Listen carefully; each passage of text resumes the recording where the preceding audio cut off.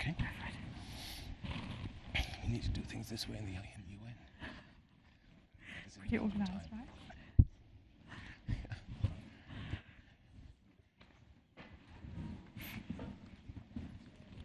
Right, good afternoon, ladies and gentlemen. Delighted to be with you today. I'm Eleni Giakos. I'm a correspondent at CNN. Today we'll be talking about sustainable development goals and how to make it happen. We've got 10 years, 17 goals, and we've got a slow growth environment. So lots to discuss today. I have the privilege of traveling around Africa. And I travel around the world, in fact, but my main work happens on the continent. And I get to experience the lives of people living in the most remote areas in Africa. And I want to tell you about a story of a woman that I met recently in Rwanda. And she picks chilies on a farm. She had a baby on her back while working. She took a break to nurse this baby. And while she was nursing, the desperation on her face, I will never forget. She doesn't make enough money to feed her family. She earns 80 US cents a day. So in other words, she's one of the 700 million people globally that live below the poverty line of, by the way, $1.90 a day. And her reality is that she has no access to electricity, no access to water, no sanitation, and she basically says she has no hope. Her child will probably be one of the 800 million children worldwide that will not have access to a full education. And of course, she's one of 2 billion people worldwide that do not have access to basic things that you and I take for granted every single day. So her story is really important because we want to achieve a different life for a child that is born anywhere in the world that will have fair opportunity no matter where they are born, no matter where their environment is. So I'm not talking about an unachievable, unreachable, utopian scenario here. I'm talking about Agenda 2030. I'm talking about sustainable development goals and making them happen. But I want to bring to your attention the stark numbers that we have to deal with, just to put that to bed. Developing and emerging markets, well, developing and low-income countries will need $500 billion in terms of funding in 2030. Not leading up to 2030, in 2030. $2 trillion is what emerging markets will need. So there's a lot of money that's needed and big goals that need to be achieved so we can make a difference in this woman's life. So ladies and gentlemen, I'd like to now introduce my panelists this morning, afternoon rather. I've got David Lipton, the IMF First Deputy Managing Director, joining us today. We've got Elliot Harris, Assistant Secretary General for Economic Development and Chief Economist at UNDESA, as well as Marietta Jager, European Commission Deputy Director General, Amanda Kosi Mukwashi, Chief Executive Officer at Christian Aid, and of course the Minister of Benin will not be joining us today, but we do have Jason Channel, Managing Director and Head of Sustainable Finance, City Global Insights, with us. So really delighted to have you all with me on stage. So I gave this example, Mr. Lipton, of this woman that I met recently in Rwanda, and I gave the numbers as well. The IMF has been really hard at work to getting capacity development going, to get institutions right, so that we can attract funding to deliver on SDGs. But the way you see it, do you think we can achieve it by 2030? And what is the IMF doing leading up to that? Let me take a step back. I think during our lifetimes, the last generation, a little more than a generation, we've seen a remarkable reduction in poverty, nearly 1 billion people coming out of poverty. A lot of that was in China, but not just in China. And to me, the Millennium Development Goals and now the Sustainable Development Goals are the right way to try to make that a universal accomplishment rather than one in selective places. These are ambitious. I think in 2015, when the SDGs were framed, we all understood that this was ambitious. What we did a couple of years ago at the request of the United Nations and work we did with the World Bank was to ask, how's it going and what's likely to happen? And we took a look at a set of goals. There are many, but we picked 5 in areas like water and health and electricity and roads, where we thought we could figure out what countries were aiming to do and how much it was going to cost. And what we found was that really unfortunately, countries are not on track, as a general matter, are not on track to achieve the goals, and even if they had the right intentions, wouldn't have the funding to be able to do it. So this was, I think, an important assessment. I think it provides a realistic basis for where we stand and what ought to be done.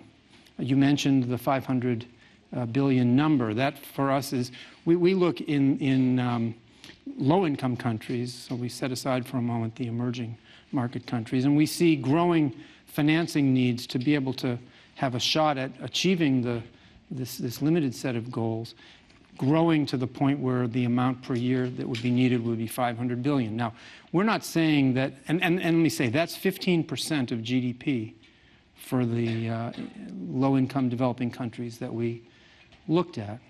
Now, those are big numbers for those countries, but that's not a big number for the world. And so a question is, who's going to contribute what to that, to providing sufficient finance? We think about half of the money can be generated domestically, some of it by reorienting spending in countries so that the money is spent really focused on achieving the SDGs rather than things that may not bring the kinds of benefits, especially the development benefits or the poverty alleviation benefits. We think that a good portion can come from domestic resource mobilization. And the IMF is working with all of our member countries in this, who are in this group of countries to try to help build the capacity and build the tax systems to be able to raise resources and to have enough growth to generate more resources. Then the question is, what about the other half, the part that has to come from outside of governmental efforts in these countries? You know, we've always had in mind that the world would help provide these resources. I think there probably can be a fair amount of aid. But I was at the UN General Assembly set of meetings, and at a meeting that took place there, a high-level meeting that took place there, was surprised and in a way disappointed at two things I heard. One, from leading aid agencies, that really the region should realize that the mood around giving aid has changed and don't expect very much aid. And the second was that we really need to see the private sector investing, and that's the solution to achieving the Sustainable Development Goals. And I think really I would like to urge that we are very sober and realistic about those two matters. So let me speak about them. Private investment certainly can help, but many countries are not at a point where they're going to be investment worthy, sufficiently reliable for private investment or even public-private partnerships. Of course, we should work to get there. We want to get countries, let's say, to something you might call the investable point. But in the set of countries we're talking about, that's by no means everybody. But secondly, an awful lot of what needs to be done isn't about investment projects. It's about providing public services, whether it's health or education. Some of them are infrastructure, but not the kind of infrastructure that's bankable and fee-based that can be structured as an investment project. So I think in the bottom line, my message on the funding side is that we really need the attention of the world to help. Now, so what are we doing? You know, the IMF helps countries in many, many ways. I mentioned domestic resource mobilization. We are helping countries identify their infrastructure gaps, you know, really across the range of the public policy needs. We're helping build capacity and design policies. The World Bank is involved in this in many ways as well. But I think that it is unlikely that the countries can do everything themselves. They're going to need help from the outside. I think that in Europe in particular, where there's a lot of attention to migration issues, Europe may hope and should hope that someday in Africa, that European companies can invest in African businesses, in African companies, and people will be employed there. We know the demographics are that it will be a very youthful population, and in doing so, have a robust African economies, people employed at home, and not having to uproot themselves and go to Europe in order to have a better life. But I think it's like going through a valley. There's going to be a period here where it really makes sense for Europe, perhaps by invigorating the compact with Africa or through other channels, to be trying to put more and more resources into helping countries cross that valley and get to what I'm calling the investable point.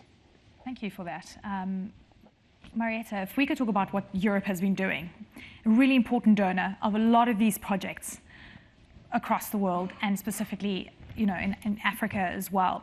What has your experience been about putting this money to work? And some say it's a minuscule amount relative to the numbers that we need, but it definitely is making an impact. Thank you very much, and thank you for inviting the European Commission in this important panel. Clearly, we are doing our utmost in terms of putting the Sustainable Development Agenda forward. We need to step up the fight, and we are fully committed in implementing the SDGs and Agenda 2030. European Union and its member state, as you said, it's still the biggest world's donor. But what we realized is whatever we do, whatever around 75 billion that we put in yearly into the Our Aid system will never be enough to match the needs that we were talking about. We are talking about 2.5 trillion gap yearly in order to implement the Agenda 2030 and SDGs. And clearly we've been asking ourselves how we can step up and how we can find the other resources a part of ODA.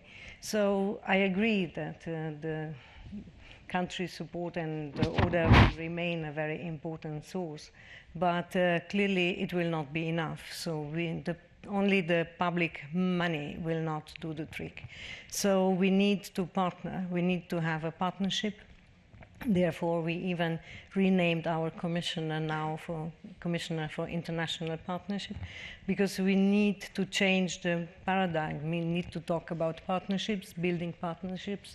We have started with the African Alliance, and we are really trying to find the partnership with the private business, because we believe that we need to leverage our development aid, and we are really putting a lot of emphasis into innovative financing. So we started in 2007 with blending operations, and now 2 years ago we have expanded our innovative finance also into the guarantees.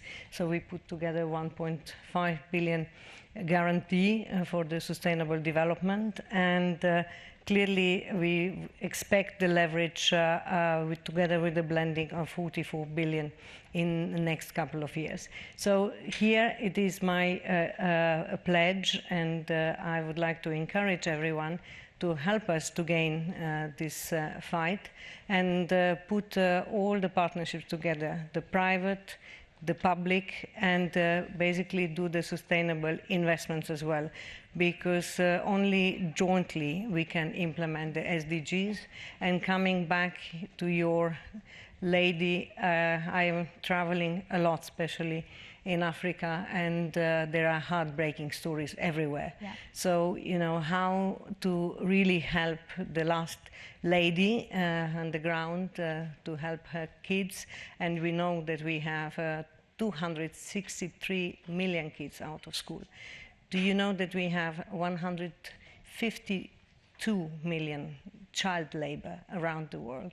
So we need to step up also the human development part and enhance our really cooperation in terms of quality education, into the quality health services, access to health services, also other human development aspects from social protection, decent work, fighting inequalities, and then we need really to jointly invest not only into the growth and jobs, but also in people, in human development. That's the only way how we are going to win the implementation of the SDGs, and also talk about macroeconomics beyond 2030 together with IMF. So thank you so much for that. And Elliot, I mean, look, I'm looking at the current global growth scenario. We're talking about risks. We're talking about multilateralism, you know, being under threat.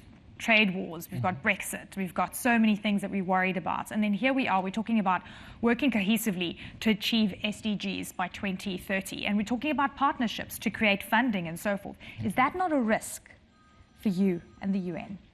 Well, I think that there is a very pronounced risk that the global environment is simply not conducive to any kind of progress. Could it derail it over the next 10 years? I don't think it would derail it. I think it could slow it appreciably. But I do think the commitment to this objective, to this shared aspiration, is pretty strong. And the commitment, and what is really interesting, is the commitment is not just among governments at the global level, multilateral institutions. The commitment now is equally pronounced in the private business and private finance sector around the world. Yesterday, for example, I was in a meeting, and around the table were 18 representatives of a new alliance, the Global Investors for Sustainable Development. Collectively, they represent $16 trillion of assets, and they are present in 160 countries, and they have 700 million customers all around the world. And they have committed themselves to changing their business practices, to aligning their business practices fully with the Sustainable Development Objectives. Now, these are household names. It's your firm, Jason. It's Citibank. It's Standard Chartered. Yeah? It is the Allianz. It's major firms that can set an example to others in their respective sectors that this is entirely possible. You can make a very healthy profit in a sustainable way, provided that you can find the right kinds of investments, provided that you have the right partners on the ground, and provided that it's all taking place in the kind of policy environment that is conducive to sustainable development. And that is the biggest problem we face today. Over the past 5 weeks, and David, you were there in New York at the General Assembly, we've had commitments come out of international corporations, out of international banks, the principles of responsible banking, that make us now convinced that this agenda has been internalized, and is increasingly being internalized by the private sector written large. And I come to the unfortunate conclusion that that internalization is not matched in the public sector. There were lots of reaffirmations of commitment to the Paris Agreement, to the Sustainable Development Goals. Not one government announced any change, substantial change, in policy that would align government policy with those aspirations. Now that's the signal that's going out. And we want the private sector to come in as a partnership. We want the international organizations to provide resources, to provide support. But the convincing message through policy change, we're still not seeing it. And I think that that is an area where all of us need to redouble our efforts. If we can get these signal changes in public policy that make it clear and predictable what the direction of policy change is going to be, then I think a lot will start to fall into place. It won't happen overnight, but it will become increasingly possible. So what you're saying is companies need to have a mandate to invest a certain amount? No, that's not what I'm saying. I think what will happen is that companies will see their own business interest in investing in sustainability as long as the framework is predictable, the direction of policy is clear. But we don't have that yet, and the risk then becomes manageable. But the problem is, it's not clear yet. And until we have that, we spend a lot of time and effort trying to de-risk a private investment through the use of public resources that could perhaps be devoted to the investments that David was talking about that are not suitable for private investment. And Jason, I mean, you've actually said in the past that there are trillions of dollars, chasing sustainable investments, but there's a struggle to kind of translate that into an investment philosophy. Is de-risking one of those issues that you have to deal with and contend with when you're talking to these investors? Absolutely, and there really is a fundamental shift going on in the world of private investment, and it isn't just words. If we look at the amount of money out there which is now kind of ESG screened, it's about $30 trillion of AUM. Now that's to differing levels, but that's an extraordinarily large number. You know, we're talking about big numbers here, but I think the issue is not that the money's there, as you say. The issue is deploying it, and the issue really is either, you know, the availability of the vehicles to put it into, or as you said, it's the creditworthiness, and there's things we can do there. Do we want bankable projects, essentially? We do, and I think bankable. And I think Elliot's point is a very good one there, in that, you know, infrastructure and physical assets, as Marietta said at the beginning, lends itself very, very well to the private capital. But it's very difficult to build an infrastructure asset if it's not part of a coherent long-term infrastructure plan, for example, right? It's like you can build an airport, but if you're not going to build the railroad to go with it, et cetera, it's just going to be another kind of white elephant project. And I think that's, you know, to Elliot's point, well, it's an element of Elliot's point, I'm going to speak for him, but, you know, if we can get governments to sort of not necessarily even provide the capital, right? Yes, come in as a partner, but provide the framework and the right legislative environment that allows that private capital to flow. And then if we can take, as we said with blended finance, if we can take the development capital and use that not to build the things necessarily. Some countries, as David says, you know, will be pre-investment phase, and yes, we do need to use that there with aid organisations. But in those countries, let's not build it with the development capital. Let's use that to elevate the creditworthiness and let the private capital in. So it's partnerships. And that's a really good point, because at the end of the day, the low-income and developing economies don't have strong institutions, and it's difficult to get bankable projects there because, look, an investor's not going to build a road in a country or help build anything in a country where there's clear corruption going on and you don't know where that money is going to go. Is that some of the things, are those some of the concerns that you're hearing? Yeah, I mean, you'll hear many figures about it, but the one that's often quoted for corruption is $1 trillion. So, you know, if we fix that, there we go. That's $1 trillion of the 2.5 that we need. So, I mean, easy said, very difficult done, right? But you know, that's one of the first things that makes life easier for private capital, yeah, is if you can have stability, political stability, the rule of law, etc., that will make it easier. And obviously that would have a commensurate effect on the creditworthiness of that. So yes, it's very easy to talk about. It's very, very difficult to do. But I think, you know, let's just there's something that's come up a lot here in terms of these conversations. We sort of, I often worry that we talk about all these things about a cost, and it's like we've got to put the money in. I think it's very clear that we need to sort of acknowledge the fact that if you do this right, as Elliot said again, this is not a cost, it's an opportunity, right? And it's like we talk about the debt of these countries. If you get it right and you boost GDP, I mean, debt is an absolute thing, it's also a relative thing, right? So if you do this right, you know, it's an opportunity, not a cost, and the economic growth comes with it, as well as the social benefits. Fantastic. Amanda, Christian Aid is so focused on alleviating poverty, and you deal with it at the coalface. I mean, you're seeing it all the time. What do the people want on the ground? Do they care about debt levels? Do they care? I mean, is it something that they go, well, if only the country wasn't so indebted, maybe I would have, you know, a lot more things. Thank you very much, Eleni. I wish I could speak on behalf of the people, so to speak. But allow me to start my comments by bringing two groups into the room. Yeah. So they're not here physically, so I would try and tell their stories. You started us off very nicely and talked about the woman in Rwanda. I want to talk about what I heard recently when I went to Maiduguri in Nigeria. And I was meeting there with the communities, with women in humanitarian response, and with women working on health issues. What I heard was, on a regular basis, there are mothers who have to choose whether to spend the money that they have, on the one hand, on the sick child who is about to die, and on the other hand, the 4 children that are starving and hungry. And at the end of that day, that mother has to make a choice. But whatever choice she makes, it's either the child is going to die because there's no medication, or the other one is going to die because there's no food.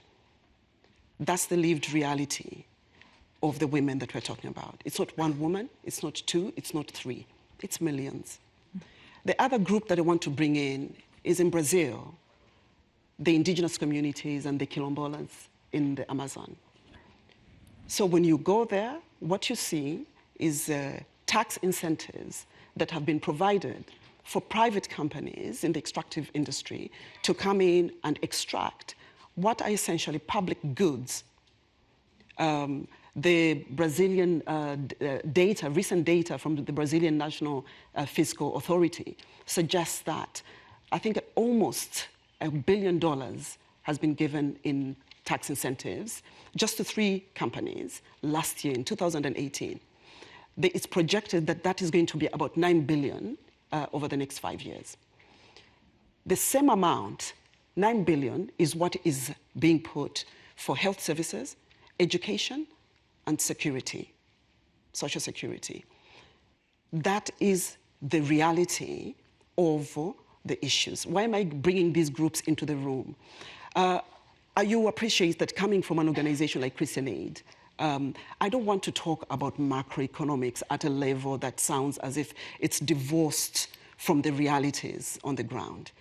And please assume, all of you, assume that I think that it's a really good idea that for us to find the money to deliver on the SDGs, the private sector are part of the equation. But my pushback, my very strong pushback, is what type of rules of engagement do we have? Okay? When you look at the tax incentives, for me, that's public investment. That money is coming from the public coffers. Okay. So the question that I want to ask is, when we talk about private investment, about creating this conducive environment, especially in those countries that are debt-ridden, they're in debt distress, it's not attractive. I heard that in some places it's not attractive for private investors to go in there. So what do governments do? Governments end up giving more and more incentives to bring in these companies. What is the return on investment to the public? Because what we've seen so far in a lot of places, and correct me if I'm wrong, maybe there are good examples, but what we've seen is public resources are used to incentivize private sector coming in. And yet, when you look at the equation in terms of what does the public get back, right? It's not decent jobs. It's businesses that don't respect human rights. It's businesses that actually don't respect climate change. It's businesses that don't respect women and women's rights in terms of labor laws. So for me, that's where I'm coming from. In this conversation, that's what I want to bring to the table. Thank you for that. And David, I mean, this is where capacity development comes in. Capacity development comes in, building strong institutions, making sure that there are rules and policies in place that will ensure that whichever company decides to go into an economy is not going to be the one that just benefits, that there's something that they give back. Yeah, I think Amanda raises a fair point in general that, and I think we've seen a history of this in developing countries, especially in Africa, that the terms of extractive industry contracts and sometimes the terms of infrastructure contracts do not benefit sufficiently the people of the country or lead to corruption, and the gains from the projects don't stay in the country. But it doesn't have to be that way. I mean, if you think about, I was not too terribly long ago in Mozambique. Mozambique some years ago was, I think, the lowest income country in Africa with a $99 per year per capita income. Now, they've discovered all kinds of minerals, gas, and so on. The question then is, who extracts that? They don't have the ability to do that. Do they have the ability to supervise that? And to see that companies that come in pay enough, that there's enough, that you have to have enough incentives for them to actually undertake the investment, but there has to be enough royalties and taxes paid so that the country gets its own natural wealth for its own purposes. I mean, if you think about the development challenge in Mozambique, it's how do you turn resources in the ground into infrastructure for people, whether it's health, education, in their case, transport, and other things. Now, we've seen along the way in Mozambique problems. There have been problems with the terms of contracts. There have been problems with certain debts that were incurred. There's been corruption that's being addressed, but that has been problematic. But it can be done badly or it can be done well. I think, coming back to the capacity development, we need our help, World Bank's help, African Development Bank's help to try to see that this is done well. I wanted to add one other point, which is that not all of the countries are the same. I cited some numbers that are for average countries, but there are some really tough cases out there where achieving the development goals will be particularly difficult. And some of these are countries that, say, Europe cares a lot about. Let me talk about the Sahel. In the Sahel, the challenge isn't 15% of GDP. We think the shortfall is 25% of GDP. And these are countries right now where the refugee and migrant flows out are very substantial, and people are going to Libya and Algeria and trying to go to Europe. And in addition to that, these countries are paying 4% of GDP for security, for military and other security spending. So I think that the world has to ask the question, how do we try to find ways to help countries in different situations? There are some that can, through development, capacity development, and better policies, get to a point where their macroeconomies are sufficiently strong that companies are willing to invest there. And we need some good examples of that. But there are also countries that have very low starting points, very high expenditures, say for security, or will face huge burdens coming from climate change. And there we will need, especially in cases like the Sahel, where Europe really cares about stability in the Sahel, we'll need to find other motivations, say, for Europeans to provide support in cases like that. So I think we have to acknowledge the breadth of variation in the challenge here and design approaches that are going to work in the different situations. Okay, Amanda, I know you want to interject, and I know Marietta as well. So Amanda, you first. I wanted to interject there just briefly, David. I think we are looking at this issue as looking at what we put into these countries, not what these countries are able to generate themselves. And you talked about tax. And I really wanted to thank you for flagging that up.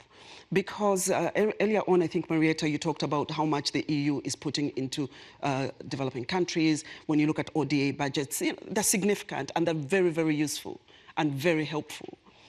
But when we have this conversation and we talk about how much ODA is going in, can we also talk about the 200 billion that's coming out and going back to developed countries and their economies? Because that's coming out in terms of illicit financial flows, in terms of tax avoidance. So, let's have the full picture. I think it's time to have that conversation and a reality check. Because if we're going to come up with those solutions, sorry, let me just quickly finish, because I seem to have quite a number of things I wanted to say. Your original question was, what are some of these challenges? And yes, one is money and one is leadership. But on the money front, apart from the debt crisis, please, let's unpack what the private sector, what developing country governments are getting out of developing countries, because they're not keeping the revenue in country to spend on social services. And illicit financial flows out of Africa, a very big problem, which we know. Yes. I mean, if that's not sorted out, it's going to continue to impact the weakest of economies. Marietta, you wanted to interject here as well as Elliot. So, Marietta.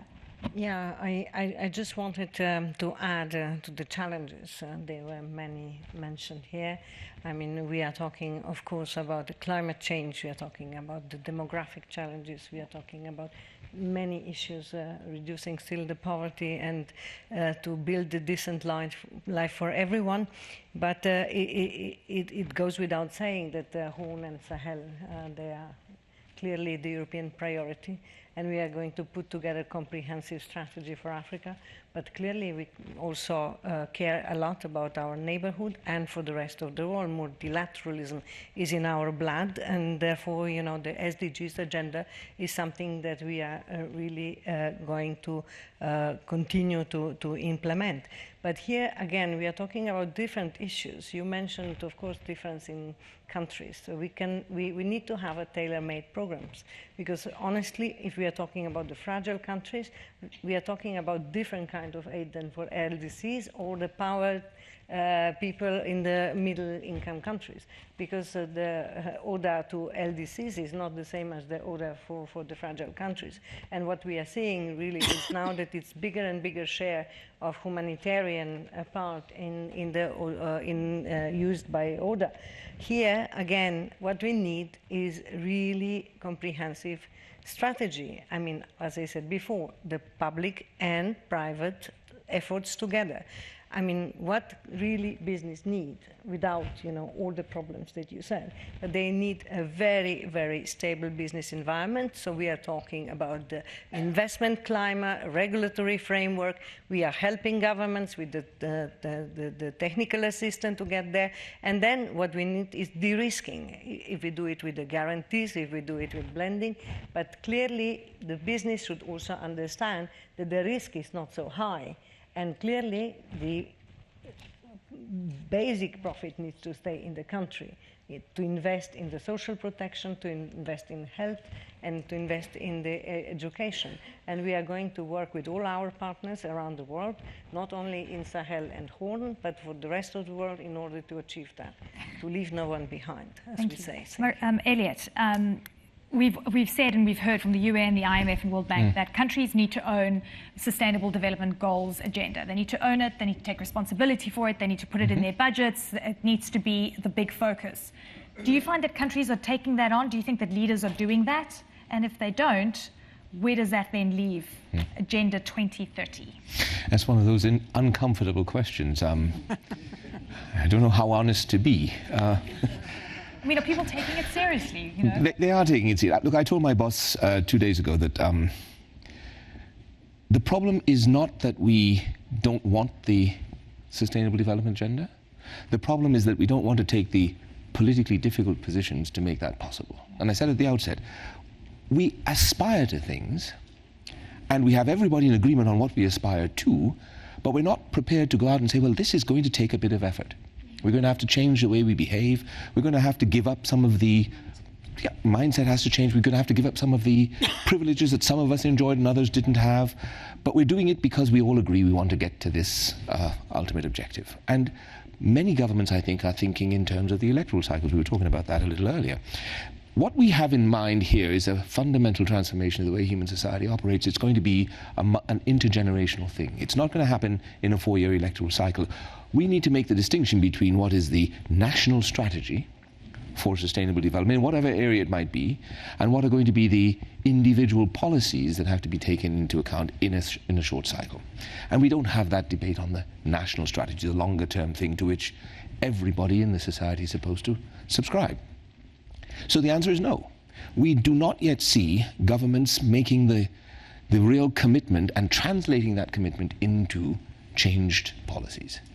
We hear that we want to decarbonize our economies, and yet governments around the world are still subsidizing fossil fuels. That makes no sense. It's just inconsistent.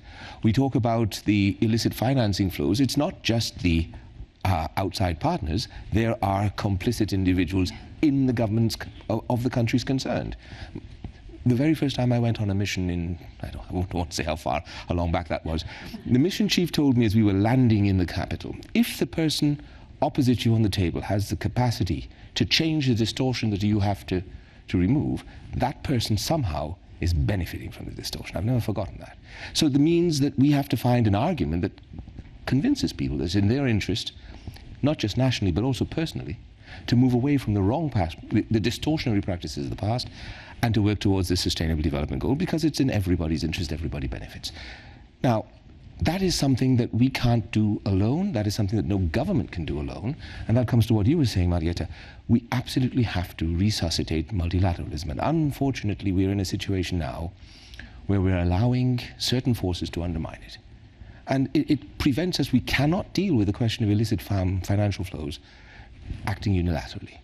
We cannot deal with the question of climate change acting unilaterally. Many of the things, migration is yet another issue that requires a collaborative effort. We need the multilateralism. So let's focus on these things. Jason, I know you want to comment on some of the the comments that came through, but I also just want to ask you this.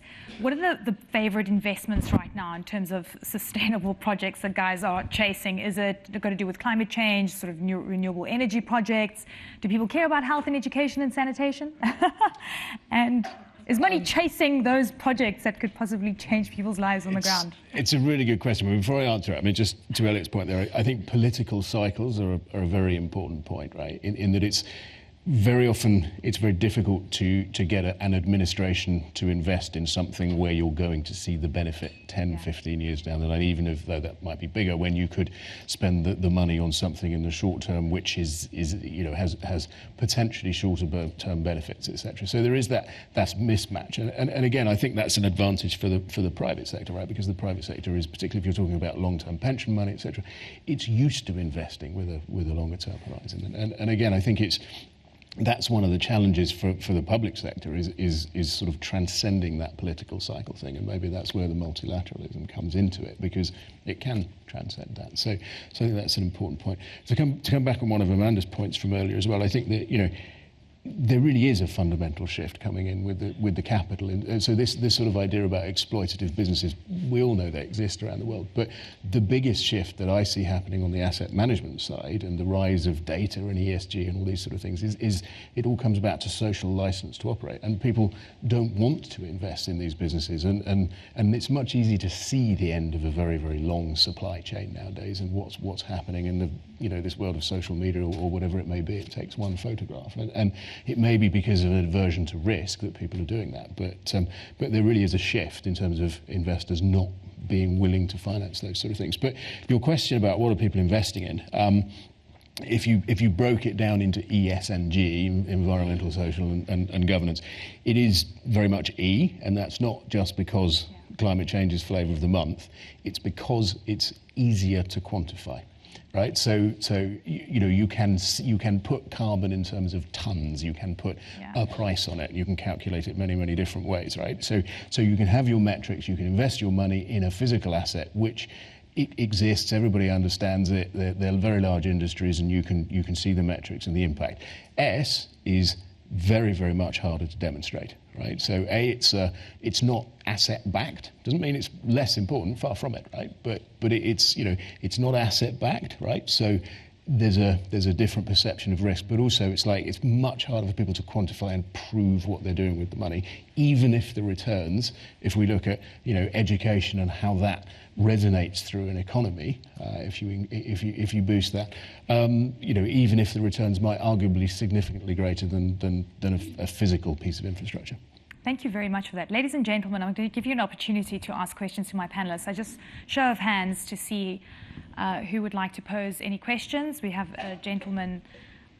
Please introduce yourself. Short, sharp answers, questions rather.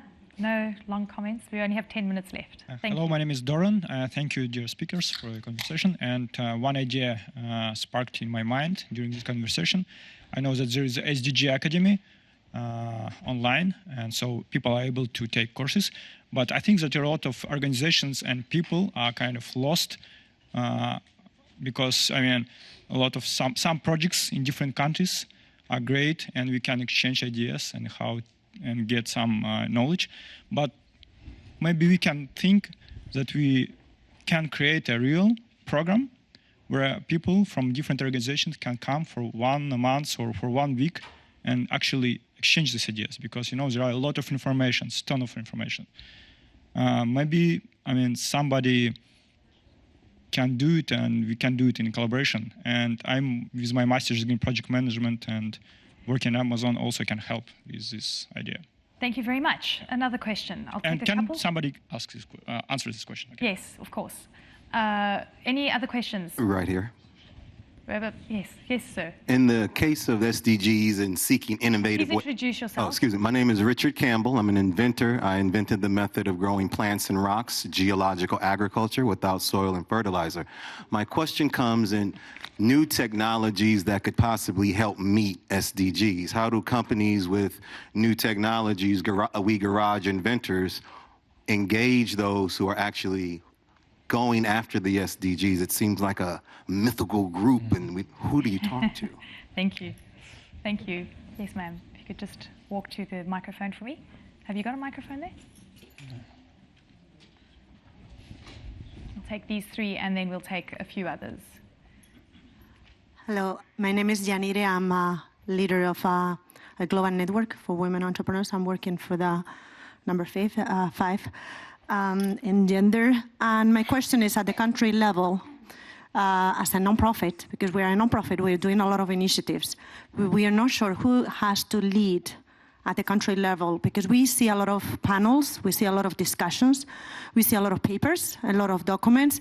But when I wanted, for example, to join the UN network, I see a lot of barriers at the country level to know who is leading or coordinating this and to get support, because it's easy to say partnerships, but when you are doing a lot of things, what can I do to make the right partnerships? Thank you very much. I'm going to take these two questions, and then we're going to have to wrap up shortly. But please keep it short and sharp. We don't have much time. Thank you. Okay. My name's Jean Mayer. I have a interdisciplinary master's from Sonoma State University, and I'm studying international economics here in the D.C. area. And I'm wanting to bring up Joseph Stiglitz had an idea for a global greenback reserve at one point in time. He's had that out there for a long time. It would be different than SDRs, but it would be a way where countries with official reserves and excess reserves could exchange them into the system, and then they would be available for funding the Millennium Development Goals. Is this anything that we can revisit or consider at this point in time? Thank you very much. And last question, yes. Thank you very much. My name is Cesar Cuello. I am a Venezuelan lawyer. I just have a quick question. It is a fact, as Mr. Elliott said, that there's some governments that are not doing anything to provide any path to achieve the SDGs. So my question is, for example, in the Venezuelan case, if there's a country that it is not willing to do something, is there anything that, for example, the United Nations or the IMF or any other organization can actually do? Thank you very much. And final question. My name is Shamini Salvaratnam, and I work in renewable energy and climate. And my question is, lots of international financial institutions and multilateral development banks have made many commitments to fund the SDGs, particularly in climate finance. But is there a shared understanding amongst these institutions on what exactly it means to be aligned with the Paris Agreement? Thank you very much. Okay, lots of questions there. Who would like to start? Yes, David, go for it. Let me take the last question. We've just issued a paper, the second chapter of our fiscal monitor, that looks at one aspect of what was just asked, which is for the Paris commitments on climate. What have countries pledged to do? Do their policies to date put them on track to accomplish the goal of contributing to warming of only 2 degrees or even 3 degrees? We find some countries are on track to achieve their Paris commitments. We find that many are not.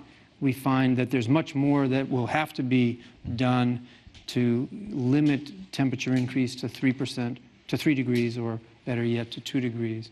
And we talk about what kind of policy changes would be needed, carbon pricing most prominently, to accomplish that. So I refer you to that. I think it's a really excellent piece. On the very first question I think it's an issue of knowledge management. We try within the fund and between the fund and the bank and with our sister development organizations always to be sharing experiences, sharing knowledge, trying to take advantage of what we might see a country succeeding in here and how it could be applied there. We also have extensive outreach to all sorts of other institutions, whether it's think tanks, civil society organizations, and we have conferences of the kind that you suggest. Let me just say two seconds on Venezuela. Sometimes a country is taking an approach that's not good for its people, as generating crisis, in the case of Venezuela, extreme hardship. And at a certain point, there's very little that can be done if you can't persuade the government to change its course or step aside. Fantastic. Okay, just short comments from everyone, and then we have to wrap up. Amanda. So I will sort of put mine into, one is on civil society, not-for-profit, and the other one is on the issue of leadership that was raised. I think on the issue of not-for-profit, what maybe is really important is that we are in those spaces where government is not and private sector is not. And I think it's really important. I think we're not recognized in this conversation when it's time to look at, where are the resources coming from. So what I would be saying, I think, in line with your question, is we need to ensure that we make it easier for civil society to be in that humanitarian space, to be in that development space, because that's where we're actually coming up with innovation. We can't scale up. This is where we need private sector and government to come in and pick those things. The last thing, on leadership. I want to talk about accountable leadership. And it's not just national accountable leadership that deals with those other issues that we've talked about in terms of debt, in terms of leads financial fund flows, and so on. But I think, if you don't mind, if I can address you, David, I think that the World Bank and IMF were set up 70 years ago. The world was different. The world is significantly changed. The core model and core structure of these institutions has not shifted in terms of critical thinking, in terms of fiscal policies. I think that with climate change coming on board, with the triple emergency on extreme poverty, nature and climate, these institutions need to significantly rethink their accountability. Are they accountable to the government, or are they accountable to those people who are poor, are suffering, and really need us to do something that is extremely different? We need to shift the benchmark. $1.90 is not about thriving. It's about simply surviving. And that cannot be where we want to be as humanity.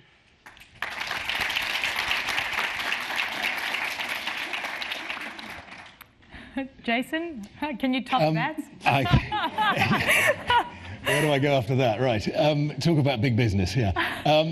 So I want to come back on one. On one of the questions that was there about, what are businesses doing, right? So I can speak about our business. We have a target for $100 billion to be invested in climate finance. We're on 95 billion of that now, and we're about 5 years early on that. We're moving to 100% alternative energy. We're doing that, but more importantly, the businesses that we finance, we're changing our financing policies to different things. But, so that's what we can do, but also on a sort of, if you'd like it, a scope 2 or scope 3 basis. But what I would say again with corporates is, there's a lot of corporates around the world that aren't doing enough, but there's an awful lot of corporates out there that are massively leading the charge, right? That are saying, we will go carbon neutral by 2030, by 2035. We don't even know how we're going to do it. The technology doesn't even exist for us to get there yet, but we're going to do that, and we're saying that. That's the sort of aspiration that we need to see, and if we could see that from governments around the world as well. Marietta. Yeah, I can just continue, because our new president-elect just pledged that Europe will be carbon neutral by 2050. So we are doing our utmost to that, also by helping our partner countries in their NDCs, and even now our aid is 25.5 climate environmentally mainstreamed. So I would like to answer also questions on new technologies. Yes, we are putting a lot of emphasis on innovation and on new products. For example, when I was talking about the guarantee agreements, we are doing one on the African Health Diagnostic Platform with the Gates Foundation. So basically it's together private sector and our guarantee, 80 billion guarantee, and that will really bring the diagnostic capability of Africa at the new level. And this is something that we are trying to do also with the leverage of the public money. And on the last one, how to coordinate at the country level. We are pledging that basically the SDG financing should be done down to the country level, so that we need a donor coordination. We have integrated national financing framework together with the IMF and with UN, and we should work on that. And also the UN reform with country coordinator, with coordination with our delegations, can bring the level that you would like to see in who is leading. I don't think that we need to lead. We need to have a strategic agenda agreed, and then we can just implement. And this is my last point from today. Thank you. Just to point to this question, when a government is not following up on its commitments or is leading its country in the wrong direction, I think the only recourse that we have is the power of public opinion and of multilateral cooperation. That these governments must understand that they are not doing things in the interest of their people and that nobody approves of what they're doing. That's the only real solution that we have, because none of our institutions have the power to impose. But I'd like to circle back around to where you started with that lady in Rwanda.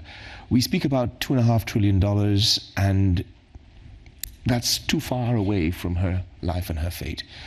We need to start thinking about how we can get those $2.5 trillion mobilized in manageable amounts and directed to where they're needed on the ground. And we don't talk about that enough. And I think that that is something that we can fix, but we have to have a different type of conversation, a different way of perhaps consolidating bankable projects into vehicles of investment that allow the big money to flow, or find ways in which we can manage the direction of investments on the ground so that they are actually responding to the needs that people feel rather than to what we sitting here in Washington think should happen. Absolutely. And last question. 2030. It's year 2030. Where are we going to be on SDGs? We're going forward in time. Who would like to start with that? Jason. David, you're going to be last, so you can think. I'll give you some time to think about.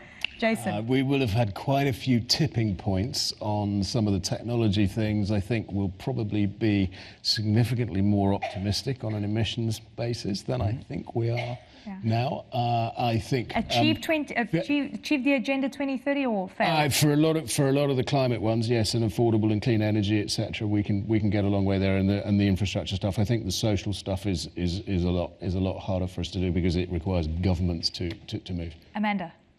Where I think I would like us to be in 2030, the marriage between religion, politics, and economics has shifted and delivers for us a progressive agenda for women and for the poor. And I would love to see the public finance institutions being accountable to the woman in Rwanda and the woman in Nigeria. Marietta. For me, 2030 is now. We need to really boost the implementation. And basically what the woman in Uganda needs is access to finance. It's a small business that will give her a possibility to feed her kids and put them to school. And basically, we need to really step up the fight to implement SDGs. Thank you. Elliot. That's a difficult question. I don't think we will achieve all SDGs equally, but we will have made significant progress on all of them. But we will have, I think, a new way of thinking about policy in an integrated fashion, where it's impossible to do economics without thinking about the social or environmental outcomes, and vice versa. David. Well, I'm an optimist, so I'll paint a positive vision. I actually believe this. I think we put our minds to it and work with we the IMF, work with our members. There will in 2030 be a group of countries, a number of them in Africa, who will have spent the last over a decade trying to achieve the SDGs, trying to build capacity to a point where the world has faith in them, where the world sees them as progressing, and where they become a model for the rest of the developing world. I can't tell you which countries that might be. We could make a list of some countries working very hard, including a country whose leader won the Nobel Prize. And if we work with the countries that are willing to really embrace change and do things on behalf of their people, perhaps they could be a shining example and could make very significant achievements by 2030. I would hope that at the same time, we would be helping the poorest and the most disadvantaged, that Europe would be taking an interest, say, as we discussed, in some of those very fragile states, supporting their security needs, freeing up their resources for them to spend money taking care of their people, and in essence making a situation stable enough that someday they can follow in the footsteps of the ones who are path-breaking. Thank you very much, ladies and gentlemen. Thank you very much to my panelists for joining me today, and I hope you enjoy the rest of the annual meetings. Much appreciated.